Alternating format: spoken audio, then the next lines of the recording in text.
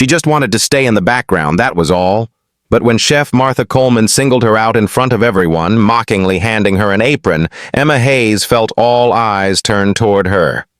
"Show us what you can do," the renowned chef sneered. "Let's see if home cooking skills measure up." Little did they know, this simple woman in plain clothes was about to turn their culinary world upside down. The prestigious Chicago Culinary Institute bustled with energy as aspiring chefs and food enthusiasts gathered for the sold-out masterclass. Gleaming stainless steel workstations reflected the overhead lights, while the scent of fresh herbs and simmering stock filled the air. Emma Hayes adjusted her simple white t-shirt, feeling out of place among the sea of professional chef coats and culinary students in their crisp uniforms. At 38, she'd mastered the art of blending into the background. Her honey blonde hair pulled back in a practical ponytail, minimal makeup, nothing that would draw attention. "You sure you don't want me to mention who you are?" whispered Jen, her niece, excitement dancing in her eyes. At 22, Jen was pursuing her culinary dreams with the same passion Emma once had. "Absolutely not," Emma replied firmly. "I'm just here to support you. This is your moment." Jen squeezed her aunt's hand. "I still can't believe you got me into this workshop. It's impossible to get tickets." Emma smiled softly. "I called in an old favor, that's all." A hush fell over the crowd as the doors to the teaching kitchen swung open. Chef Martha Coleman strode in, her silver hair perfectly coiffed, designer glasses perched on her nose, and a chef's coat emblazoned with the logo of her award-winning restaurant chain. At 65, she was culinary royalty, feared by kitchen staff, revered by critics, and known for her merciless approach to teaching. "Welcome," Martha announced, her voice carrying effortlessly through the space. "Today's masterclass will separate those with genuine potential from those merely playing at being chefs." As she spoke, her sharp eyes scanned the room, evaluating each face. When she spotted Emma in her casual clothes, a flicker of disdain crossed her features. "I see we have some enthusiastic home cooks joining us today," Martha remarked, her tone dripping with condescension. Nervous laughter rippled through the audience. Emma kept her expression neutral, though her stomach tightened. She knew that look, had seen it countless times in professional kitchens, the judgment, the immediate dismissal. "Now," Martha continued, clapping her hands together, "let's begin with the foundations of French cuisine. The mother sauces are the building blocks upon which culinary excellence is built." As Martha demonstrated the first technique, Emma whispered tips to Jen, guiding her through the subtle details the chef was glossing over.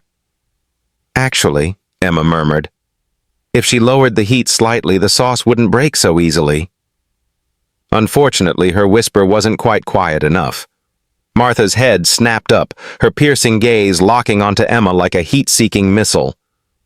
"Do we have an expert in our midst?" Martha's voice cut through the room like a freshly sharpened knife. The crowd turned.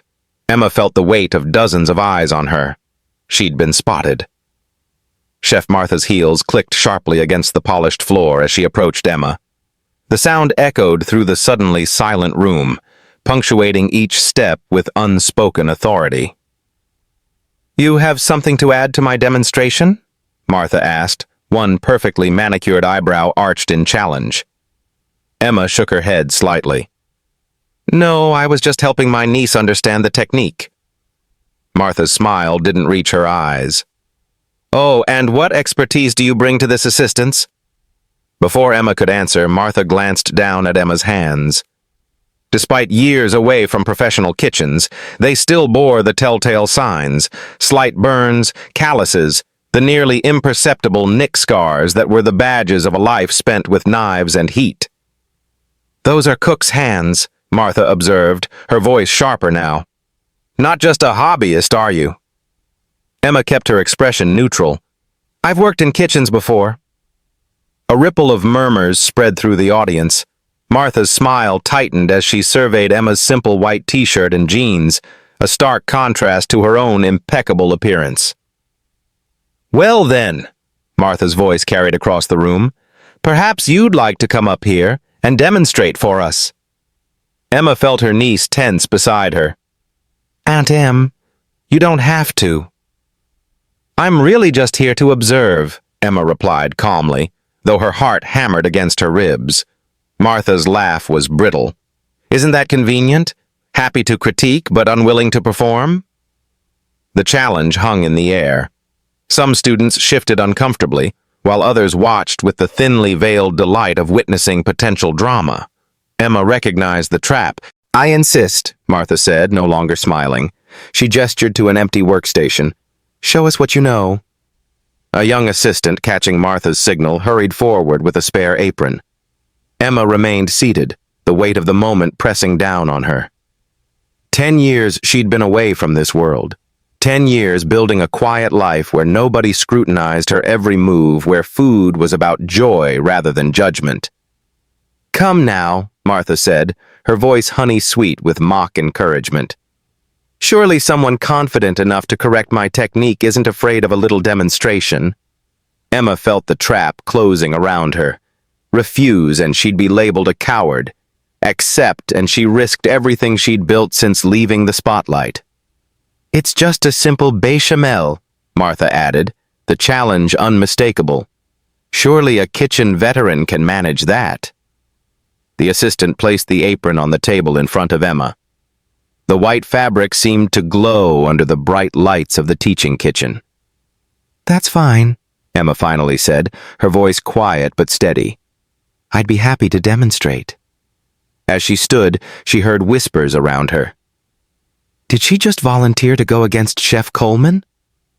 Does she know who she's dealing with? This is going to be brutal." Emma tied the apron around her waist, muscle memory taking over as she formed the perfect bow at her back. She followed Martha to the front, aware of every eye tracking her movement. "Your name?" Martha asked, loud enough for everyone to hear. "Emma Hayes." Martha gestured expansively to the workstation. "Well, Emma Hayes, show us how you would approach a proper béchamel. And perhaps," she added with a tight smile, "explain to everyone how your method improves upon the technique I've been perfecting for 40 years. The challenge was clear. This wasn't just about making a sauce. This was Martha publicly putting Emma in her place, establishing dominance in front of an audience who had paid handsomely to learn from a culinary legend, not an unknown woman in everyday clothes. Emma took a deep breath and stepped up to the stove. Standing at the gleaming professional workstation, Emma felt a rush of conflicting emotions.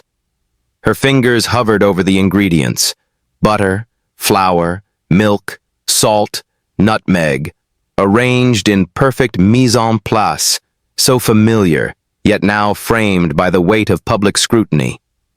Behind her, she could sense Martha's triumphant anticipation. The renowned chef expected fumbling, hesitation, proof of an amateur overstepping. The audience waited with bated breath for the spectacle. "Whenever you're ready," Martha prompted, her voice carrying an edge sharp enough to fillet a fish. "Unless you'd prefer to return to your seat." Emma gazed down at the stainless steel surface, catching her own reflection. The woman staring back was no longer the confident executive chef who had once commanded kitchens across 3 continents. Yet neither was she the failure Martha was attempting to expose. A memory surfaced.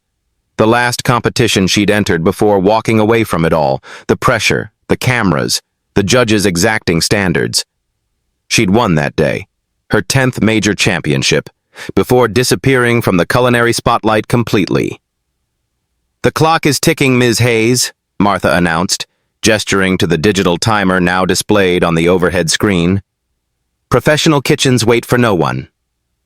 Emma's hands finally moved, reaching for the butter with practiced precision.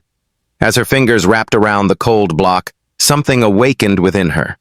Muscle memory, yes, but something deeper. The joy that had first drawn her to cooking before accolades and expectations complicated everything. She placed a heavy-bottom saucepan on the induction cooktop, adjusting the heat with instinctive accuracy. The butter began melting, releasing its nutty aroma into the air.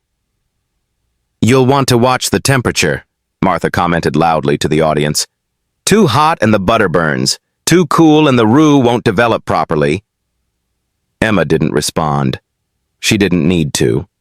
The melting butter hit exactly the right temperature, not sizzling wildly, not sluggishly pooling, perfect. As she added the flour, her movements became fluid, confident. The wooden spoon moved in rhythmic circles, transforming the mixture into a smooth paste that released the distinct aroma of cooked flour without a hint of burning. From the corner of her eye, Emma noticed a slight shift in Martha's posture. The older chef had expected mistakes by now, not the precise, assured movements of a professional. Emma reached for the warm milk and in that moment made her decision. She could follow Martha's standard recipe, producing a technically correct but uninspired sauce, or she could show what she was truly capable of. Taking a deep breath, Emma chose authenticity over anonymity. If she was going to do this, she would do it her way. Actually, she said, her voice clear and steady as she began slowly. The room fell silent as Emma added bay leaf and a sprig of thyme to the warming milk, along with the traditional onion studded with cloves. These classic French techniques were often skipped in demonstrations, considered too time-consuming for modern kitchens. "You're taking quite the detour for a simple béchamel," Martha remarked, crossing her arms, perhaps trying to distract from the fundamentals. Emma smiled softly. "The fundamentals are precisely why I'm doing this. Flavor foundations matter." She removed the infused milk from the heat, straining it with practiced efficiency. Her movements were economical, precise. Nothing wasted, nothing showy. Just pure technique refined through thousands of repetitions. A young culinary student in the front row whispered to her neighbor, "I've never seen milk strained like that before. So smooth." Martha caught the comment, her lips pressing into a thin line. Emma returned to her roux, which waited at the perfect temperature. As she began incorporating the infused milk, she maintained a consistent stirring pattern that professional chefs would recognize, a technique that prevented lumps while building silky texture. "Note that I'm adding the milk gradually," Emma explained, her voice calm and instructional. "This prevents shock to the roux and ensures proper emulsification." Several students began taking notes, their attention fully captured. Martha's expression darkened. "A rather basic observation," Martha cut in. "Perhaps we should move on to something more challenging." Emma nodded, unruffled. "Of course." Martha gestured to a selection of ingredients at the neighboring station. "Since you're clearly comfortable with basics, let's see you elevate this sauce. Create something worthy of a fine dining establishment." The challenge was clear.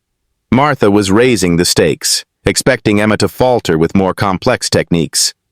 Emma surveyed the ingredients: black truffles, aged Parmigiano Reggiano, saffron threads, lobster stock, and various molecular gastronomy elements, a test of both skill and creativity. Without hesitation, Emma selected the Parmigiano and a small amount of truffle. "Less is more," her old mentor chef used to say. She grated the aged cheese with expert precision, the movement so fluid it appeared effortless. The audience watched, transfixed, as she created a delicate infusion with the truffle, adding it to her béchamel with a technique that preserved the aroma while integrating the flavors completely. "I'm keeping the integrity of the mother sauce," Emma explained, while enhancing it with complementary elements. The aroma wafting through the teaching kitchen was intoxicating. Several culinary students closed their eyes, inhaling appreciatively. Even Martha's assistant glanced longingly at the sauce. "You're avoiding the molecular components," Martha pointed out sharply. "Not familiar with modern techniques?" Emma smiled. Sometimes classic execution speaks for itself. She picked up a spoon, dipped it into the sauce, and held it out toward Martha. "Would you care to taste?" It was a bold move, offering the master chef a taste of her own challenge. The room held its collective breath. Martha hesitated, then stepped forward, accepting the spoon with practiced dignity. Years of judging competitions had trained her to conceal her reactions, but even she couldn't hide the momentary widening of her eyes as the flavor registered. The sauce was perfect. Not just technically sound, but transcendent. The kind of preparation that reminded trained palates why they'd fallen in love with cooking in the first place. "Acceptable," Martha said stiffly, returning the spoon. But everyone had seen that moment of surprise, that flash of genuine appreciation before her professional mask slid back into place. From the third row, a middle-aged man in chef whites leaned forward, his brow furrowed in concentration as he studied Emma's technique. A flicker of recognition crossed his face. "The way she rolls her wrist when stirring," he whispered to his colleague. "I've only seen one chef do that before." "Let's raise the stakes," Martha announced, recovering her composure. "Anyone can prepare a single sauce with enough practice. True culinary excellence requires versatility." She gestured to her assistants, who wheeled in a cart loaded with mystery ingredients covered by silver domes, a standard challenge format from televised cooking competitions. "Perhaps Ms. Hayes would like to prepare something more substantial." Martha's smile was razor-thin. Something that might actually challenge her home cooking skills. The implication was clear. Martha believed Emma's sauce was a fluke, a single practiced party trick. Students shifted forward in their seats, the demonstration now transformed into unexpected entertainment. The middle-aged chef who had noticed Emma's technique pulled out his phone, discreetly typing something with rapid keystrokes. The atmosphere in the teaching kitchen had transformed completely. Students who had barely noticed Emma earlier now gazed at her with undisguised awe. Some approached tentatively, phones in hand, hoping for a photo or autograph. Martha Coleman stood by the demonstration table, her rigid posture betraying the internal struggle between professional pride and genuine respect. Finally, after a moment that seemed to stretch endlessly, she extended her hand to Emma. "Your technique is impeccable," Martha admitted, each word clearly costing her significant effort. "The industry has missed your influence." Emma accepted the handshake with grace. "Thank you, Chef Coleman." One brave culinary student raised her hand. "Ms. Hayes, why did you leave? You were at the top of your game." The room grew quiet again, everyone leaning forward slightly, eager for the answer to the mystery that had puzzled the culinary world for years. Emma considered the question, her expression thoughtful. "I loved cooking," she said finally, "but I lost touch with why I started cooking in the first place. The competitions, the critics, the constant pressure to innovate. I found myself creating food to impress others rather than food that brought genuine joy." She gestured toward her completed dish, still sitting on the demonstration table.